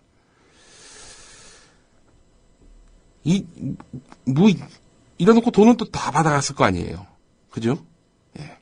또 예술의 전당에 전시되는 우수 예술 작품을 심사해서 포상하는 예술대상 선정과 관련한 조직위원회도 위촉이 됐지만은 관련 회의에 모두 불참한 것으로 파악됐다고 합니다. 이 양반 이상한 양반이네요. 응? 김희정 여성가족부 장관 후보자, 지금 새누리당 의원이지요. 예. 부친이 이 총장을 지낸 대학을 위해서 특혜 입법을 했다는 그런 의혹이 제기됐다는 소식 오늘 한겨레 오면에 있고요. 박근혜 대통령의 인사 참사가 반복되고 있는 이런 배경과 관련해서 오늘 한겨레가 사면에 기사를 실었는데요. 이 부분이 주목됐습니다. 자신에게 비판적인 인사들은 일단 제외하고 오로지 자신과 생각이 비슷한 보수 인사, 그중에서도 자신에게 반기를 들지 않을 인사로만 인사 대상을 한정하다 보니 인재풀이 극도로 좁아질 수밖에 없고 그 속에서는 극우 편향적이거나 캠프 출신 외에는 인사 대상이 되기 힘든 상황이 이어지고 있다. 이런 원천적인 이유 때문에 이런 인사 참극이 계속되고 있다. 이런 이야기입니다. 예. 박근혜 대통령에게 비판적인 여권의 한 인사는 외부에서 박근혜 대통령의 공감 능력이 부족하다고 비판하는 대목이 바로 이 지점이다. 내 생각이 언제나 옳다고 여기다 보니 윤창중 칼럼이나 문창극 후보의 극단적인 보수 성향의 칼럼을 보고도 문제를 느끼지 못했을 것이다. 이렇게 말했습니다. 참 아픈 부분입니다.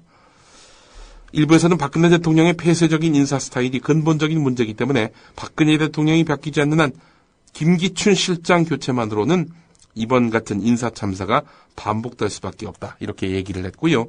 새누리당의 또 다른 재선 의원은 청와대에 인재를 추천하는 다양한 의견이 올라가지 않고 너무나 비밀주의에 치중하다 보니 내부 토론이나 검증이 대단히 허약하다. 대통령이 비판적인 목소리를 듣기 싫어해서 친소 관계에 의해서만 인사를 하니까 크로스 체크도 전혀 안 된다. 청와대가 깜짝 인사를 해놓으면 당이 뒷수습하기 바쁜 이런 상황이 바뀌지 않으면 당도 대통령도 모두 위기를 맞을 것이다. 이렇게 지적했습니다. 예. 오늘은 여기까지 들어야 될 것 같습니다. 예. 네. 박상은 의원의 공천과 관련된 기사들도 오늘 조간에서 주요 기사로 다루고 있는데 한번 살펴보시면 좋을 것 같습니다. 한국일보 12면에 있습니다. 예. 김용민 PD의 조간 브리핑이었습니다. 잘 들었습니다. 네, 고맙습니다.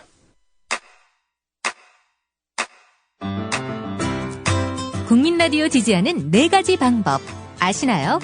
다운로드하기, 별점 주기, 댓글 달기, 구독하기. 국민 라디오를 보다 많은 이들에게 전할 수 있는 가장 손쉬운 방법. 다운로드하기, 별점 주기, 댓글 달기, 구독하기.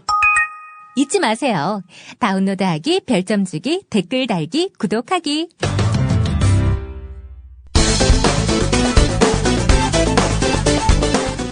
어제 퇴근길 문창극 총리 지명자. 우리의 민족 역적 2등 방문을 팍 쏘고 나서 거기서 시시하게 이르지 않았습니다. 코리아 우레! 저는 나라를 사랑하셨던 분, 그분은 제가 가슴이 진짜 시려오도록 그분을 저는 닮고 싶습니다. 그래서 제가 가장 존경하는 분, 현대사 인물 가운데 가장 존경하시는 분은 안중근 의사님과 도산 안창호 선생님. 또 이런 분들을 존경하는데 왜 친일이고 반민족적이라고 얘기하는지 가슴이 아프다며 목소리를 높였습니다. 다른 얘기는 다 들어도 저보고 친일이라고 그러고 저보고 반민족적이라고 말씀을 하면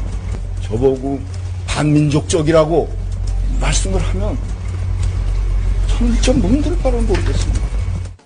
사실 확인을 안 하시면 안 하시고 이런 데서 저렇더라 저런 데서 이렇더라 이런 말씀만 하시면 저는 개인적으로 얼마나 제가 명예가 훼손이 됩니까?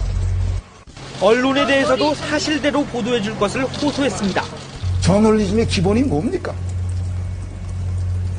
공정하고 사실대로 쓰는 겁니다. 소문을 쓰는 게 아닙니다. 제가 너무 흥분했습니다. 사실이면 사실대로 보도해 주세요. 문창극 지명자 좋습니다. 소문이 아닌 본인이 했던 말 사실 그대로를 보도해드리겠습니다. 하나님은 왜 이 나라를 일본한테 이렇게 당하게 식민지로 만들었습니까? 라고 우리가 항의할 수 있겠지. 속으로. 하나님의 뜻이 있는 거야. 우리한테 너희들은 2조 500년 허송세월을 보낸 민족이다. 너희들은 시련이 필요하다. 일본 유학 가서도 이 일을 하느냐? 이 일을 안 해. 조선 민족의 그 못된 관습 때문에. 못된 관습인데 이 일을 안 해. 그럼 일을 안 하고 뭐 하느냐? 지금 제가 이거 또 하나 읽어드리겠습니다.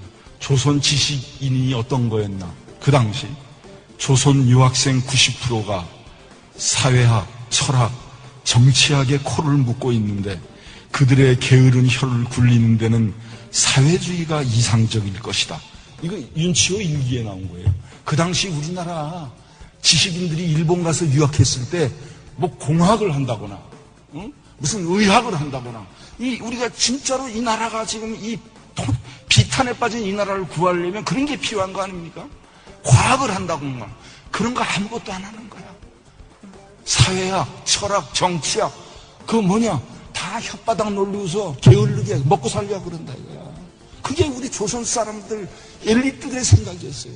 여기서 잠깐. 그런 문창극 지명자 본인도 정치학과를 나와 박사학위까지 취득한 사람. 정치학 그거 뭐냐? 다 혓바닥 놀리고서 게을르게 먹고 살려고 그런다 이거야. 본인도 그렇다는 이야기. 조선 유학생들이 일하기가 싫다 이거야. 그리고 앉아서 순히 말로만 하는 게 좋아한다 이거예요. 그러니 게으르고 자립심이 부족하고 남한테 신세지고 이게 아주 우리 민족의 아주 그냥 하여튼 DNA로 남아 있었던 거예요. 그러니까 윤치호라는 사람 뭐라 그랬냐면 조선 사람들은 공산주의가 딱 맞는 거다 이거야. 체질상. 응? 왜 그러냐? 공산주의가 사람들로 하여금 열심히 일하기보다는 남의 노고에 얹혀 살기를 조장한다. 이것이 유교를 가진 조선과 공통점이다. 그렇죠? 공산주의도 자기가 일하는 겁니까? 자기 일 안 하려고 그러잖아. 조선의 그 과거 조상들의 그 피해는 오히려 이 공산주의가 맞는다 이렇게 얘기했어요. 조금만 먹고 살만한 사람들에게 달라붙는 친인척들. 조선은 옛날부터 공산주의를 해왔다. 조선 버전의 볼셰비즘, 이게 공산주의죠. 공산주의는 강도짓을 무산자의 영광으로 보기 때문이다. 그러니까 우리나라 그 2조 말기에 그 우리 민족들의 피해는 공짜로 놀고 먹는 게 아주 그냥 몸에 박혀 있었대요. 하여튼 이런 나라였어요. 이 게을르고 일하기 싫어하고. 그런데 그런 나라의 선교사님들이 와가지고 이게 변화를 시킨 거예요. 소원 풀이하셨나요? 문창극 지명자님. 제가 가장 존경하는 분, 현대사 인물 가운데 가장 존경하시는 분은 친일파 윤치호 선생님 아닌가요?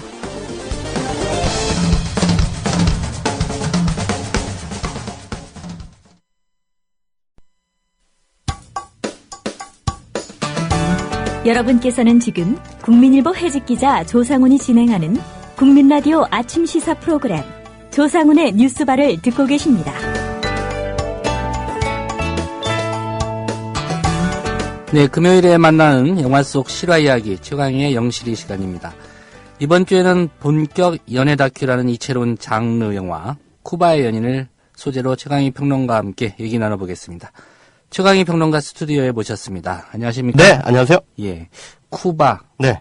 좀 낭만적으로 들리는 그런 나라 이름입니다. 네, 여행 좀 한다는 사람들이요. 크게 두 종류로 나눈다고 합니다. 쿠바를 다녀온 사람, 예. 쿠바를 다녀오지 않은 사람. 다녀오셨습니까, 혹시? 저는 못 갔어요. 예. 그래서 쿠바를 갔다 온 사람들은 어깨에 힘 좀 주더라고요.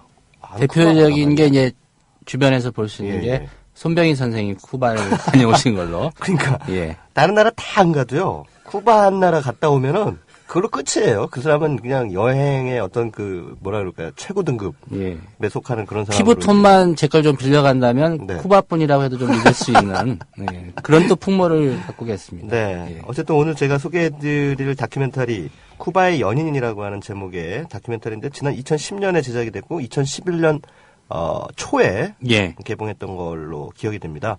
이 쿠바의 연인이라고 하는 작품의 감독은 이제 우리나라 여성 감독이세요. 정호현이라고 하는 이름의 여성 감독인데 이름만 들어서는 언뜻 남자분 같죠. 근데 이분이 영화 제목 그대로 쿠바에서 연애를 한 이야기를 담은 영화입니다. 그래서 우리가 이제 다큐멘터리 하면은 뭐 사회적 문제나 이슈들을 얘기를 하는 그런 이제 본격 시사 다큐도 있고요. 또 한편으로는 이제 자신의 어떤 가족사를 담은 뭐 이를테면 얼마 전에 개봉한 아버지 이메일이라든가 그 전에 뭐 할매꽃 이런 작품들도 있습니다. 근데 자기 자신의 이야기를 담은 그런 다큐멘터리는 그렇게 흔하진 않아요. 그것도 연애 스토리로. 자신의 연애 스토리. 자전적인 다큐멘터리라고 할 수 있겠죠. 근데 정호연 감독이 사실은 쿠바에 왜 갔냐면 연애하려고 간 게 아니고요. 쿠바 사회주의 시스템에 대한 다큐멘터리를 찍으러 간 거예요. 그래서 자본주의 국가인 한국에서 살다 보니까 뭔가 뭐 불평등이라든가 또는 뭐 복지라든가 이런 부분에서 너무 부조리함을 느껴서 자 쿠바는 사회주의 국가인데 그 나라는 어떤 시스템을 우리에게 이 국민들에게 선사하고 있는지에 대해서 궁금해서 그거를 취재하러 간 거예요. 근데 취재하러 갔다가 오리 엘비스라고 하는 아주 준수하고 멋진 청년을 만납니다. 음악도 하고 애니메이션도 하는 그런 예술가 청년을 만나게 됩니다. 쿠바의 꽃미남. 꽃미남을 만나게 되죠. 그래서 이 오리 엘비스라고 하는 청년과 이제 본격 연애를 쿠바에서 시작을 합니다. 그리고 이제 한국으로 데리고 오죠. 그래서 이제 결혼을 하기 위해서 부모님들한테 소개를 해드리고 가문의 이제 가족들 모두에게 이렇게 이를테면 상견례 비슷하게 이렇게 해서 결국 결혼을 했습니다. 국제 결혼에 성공한 거네요. 네, 국제 결혼을 했는데 지금은 정호연 감독님이 지금 쿠바에 계신지 아니면 한국에 와 계신지 확인이 안 되고 있는데요. 어쨌든 영화는 이제 크게 이제 두 개의 대목으로 나눠요. 그러니까 전반부와 후반부로 나누는데 전반부는 정호연 감독이 쿠바 사회를 좀 탐문하는 그런 과정을 보여주고 있습니다. 초기에 그 의도했던 목적 그 부분이군요. 그러면서 이제 오엘비스라고 하는 청년과 연애를 하게 되는 상황이 이제 슬쩍슬쩍 이제 끼어들어가게 되는 거죠. 그래서 후반부에 들어오면은 오엘비스를 데리고 한국에 와서 이제 오리 엘비스가 거꾸로 한국 사회에 적응해가는 과정을 또 담아내고 있습니다. 그러니까는 전반부는 한국 여자가 쿠바 사회를 바라보는 시선이 담겨 있고요. 또 후반부는 쿠바 남자가 한국 사회를 바라보는 시선이 담겨 있다. 이렇게 보시면 될 것 같습니다. 그러니까 연애 다큐라고 하는 틀을 가지고 있지만 한편으로는 자본주의 국가인 한국, 그다음에 사회주의 국가인 쿠바. 이 두 나라의 어떤 그 사회적인 분위기나 시스템들을 좀 비교해보는, 다분히 비교 문화적인 그런 그 접근을 하고 있는 다큐멘터리다.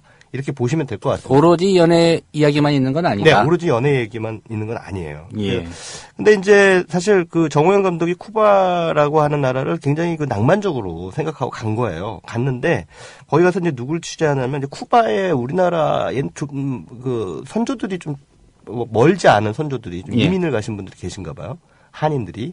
사탕수수밭에 네네네. 이민을 가신 분들이 있는데 그분들의 후손들이 이제 쿠바 사람들하고 이제 결혼을 해서 뭐 아이도 낳고 이렇게 살고 계신데 그 쿠바 이민한 한인 후손 커플들의 가정을 이제 섭외를 해서 이들이 어떻게 살아가고 있는가 이런 것도 이제 밀착 취재를 합니다. 근데 막상 보니까 본인이 원래 가지고 있었던 또 쿠바 사회에 대한 일종의 그 약간의 낭만적인 기대와는 현실이 좀 다르다는 거죠.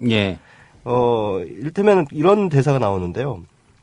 그 쿠바 사람들, 이제 쿠바에서 살아가는 사람들이 그런 얘기를 합니다. 모든 이가 평등하다. 쿠바는. 하지만 모든 이가 가난하다. 이런 얘기를 합니다. 모든 이가 잘 살아서 평등하면 더욱 좋겠지만 좋은데 다 평등한데 모두가 가난하다. 이게 쿠바 사회의 문제다 이거죠. 예. 그러니까 기본적인 사람들이 어떤 삶을 좀 풍족하게 영위해 나갈 수 있는 재화 자체가 부족하다는 거죠. 그것은 뭐 여러 가지 이유가 있을 겁니다. 뭐 미국의 봉쇄 정책이라든가 등등, 뭐 쿠바 사회가 내부적으로 가지고 있는 사회주의 시스템의 문제일 수도 있겠고요. 뭐 아무튼 그런 측면에서 쿠바 사회 이면의 도살인 어떤 그늘도 이 정호연 감독이 보게 되는 것이죠. 예. 또 한편으로는 이제 정호연 감독이 이런 자막을 삽입했어요. 노동자들은 일하는 척하고 정부는 월급을 주는 척하다 한다. 이런 또 얘기를 해요. 예. 그러니까 보면은 이제 집에 뭐 수리하려고 누군가를 이렇게 고용해가지고 뭐 일당 주고 뭐 좀 해달라 이렇게 하면은. 그거 우리나라에서는 뭐 우리나라 인부 만약에 누구 이렇게 불러서 고용해가지고 시키면 한두 시간이면 끝날 일을 하루 왼종일 합니다. 하루 왼종일 하는데 그러니까 페인트 칠을 하는 것도 한번 칠하고 음악 들으면서 춤추고 예. 한번 칠하고 음악 들으면서 춤추고 그러니까는 이 정호연 감독 입장에서는 복창이 터지는 거죠. 긍정적으로 보면 좀 여유가 있다 이렇게 그렇죠. 볼 수 있겠는데. 그러니까는 그거에 대해서 이제 정호연 감독도 시비를 걸면 그 사람들은 이제 그렇게 얘기를 하죠. 특히 오리 엘비스 그 애인인 오리 엘비스도 그래요. 너무 느린 거예요. 모든 것이 하는 행동 자체가. 그러니까는 야 너네들 왜 이렇게 느리냐 이렇게 얘기를 하면은 뭐 그렇게 빨라야 되는데 뭐 굳이 그걸 이렇게 서둘러야 되는데? 예. 라고 이제 반문을 해오는 거죠. 그러니까 어떻게 보면은 정호연 감독도 오리 엘비스라고 하는 남자를 사랑하지만 그 쿠바 사회의 문화가 내재되어 있는 그 오리 엘비스의 느림, 이거 굉장히 답답해하는 거예요. 그러니까 어떻게 보면은 한국 사회의 효율과 속도에 어느 정도 자기도 이제 체화가 돼 있다는 거죠. 예. 근데 그게 이제 몸속에 내재되어 있기 때문에 쿠바 사람들의 그런 느림이 정말 답답하게 느껴지는 거죠. 문창극 총리 후보자가 봤으면 네. 아주 열통 터져서 뭔가 또 강연을 했을 것 같은데. 근데 또 한편으로는 또 쿠바 사람들이 갖는 어떤 낙관성, 또 그런 어떤 로맨티시즘, 예. 이런 부분에 대한 찬사도 있습니다. 그러니까 영화에서 이제 그런 대목이 나오는데요.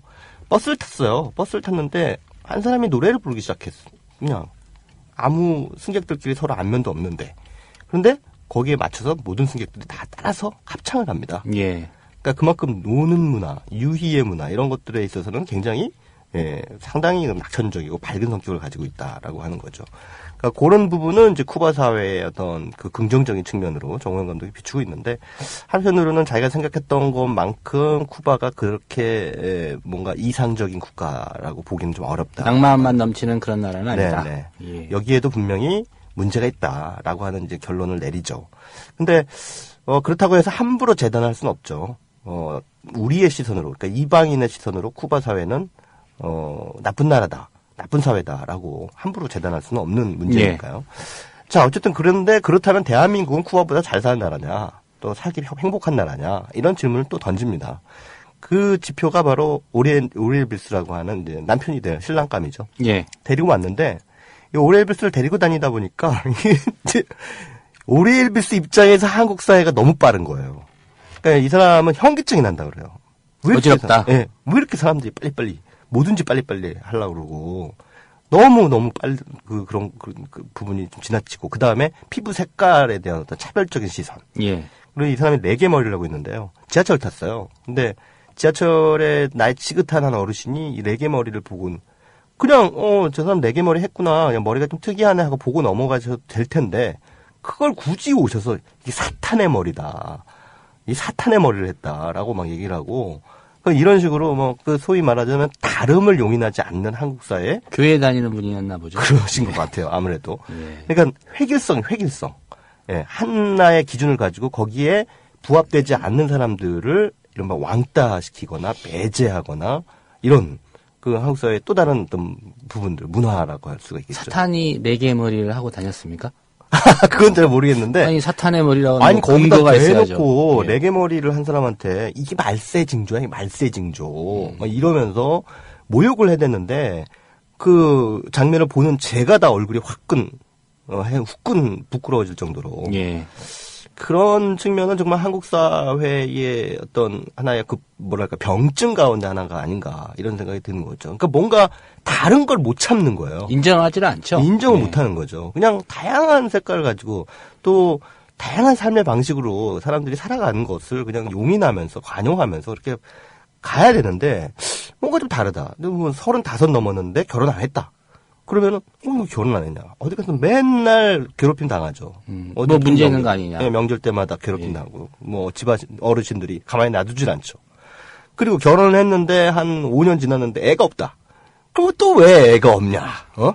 아니 뭐 무자녀로 또 결혼생활 할 수도 있는 거잖아요. 근데 그거에 대해서 또 시비를 걸고 난리 부르스를 친다는 얘기죠. 그러니까는 뭔가 어떤 획일화된 혹은 평균적인 삶을 강요하는 한국 사회 획일성이라고 하는 것을 바로 오리엘비스라고 하는 이방인이 그 겪어나가는 과정을 통해서 우리에게 슬쩍 툭 보여주는 거죠. 어떻게 보면 우리한테는 너무나 평범하고 일상적인 상황이었기 때문에 잘 체감하지 못하는 부분을 그 오리엘비스라고 하는 쿠바 남자가 한국에 딱 와서 겪어나가는 걸 보니까 느끼겠다라는 거죠. 그러니까 정호영 감독도 바로 그런 부분도 이제 포착해 나가고 있는 것이죠.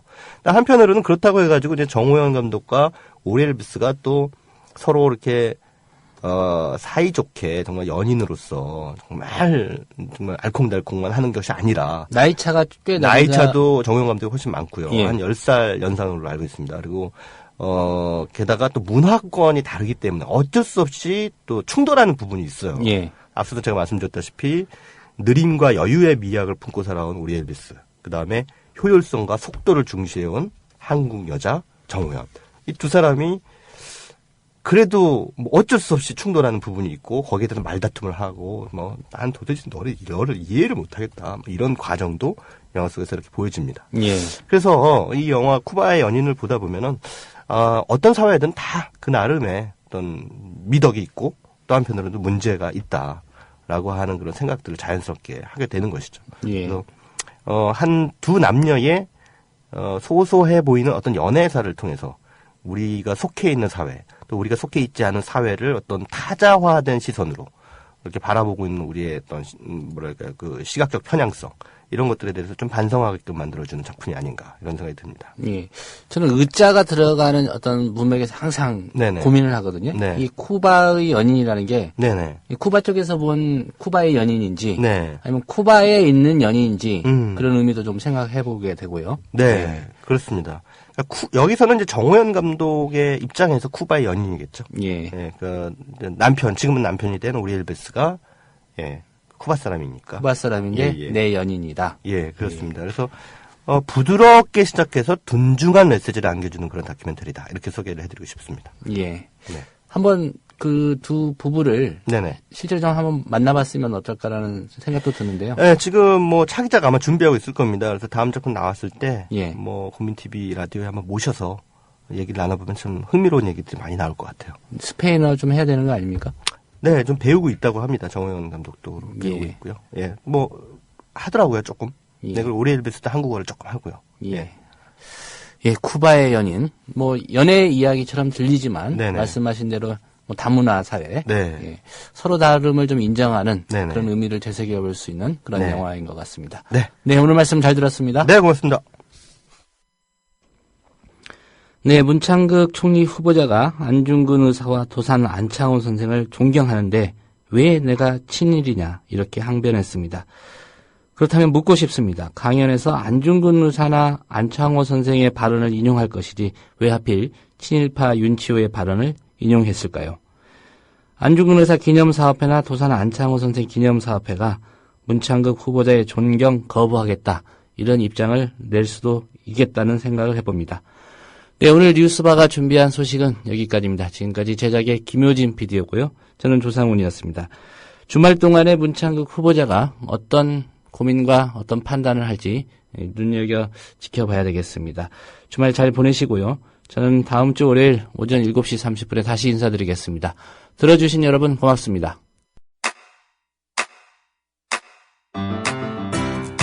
국민 라디오 지지하는 4가지 방법 아시나요? 다운로드하기, 별점 주기, 댓글 달기, 구독하기. 국민 라디오를 보다 많은 이들에게 전할 수 있는 가장 손쉬운 방법. 다운로드하기, 별점 주기, 댓글 달기, 구독하기. 잊지 마세요. 다운로드하기, 별점 주기, 댓글 달기, 구독하기.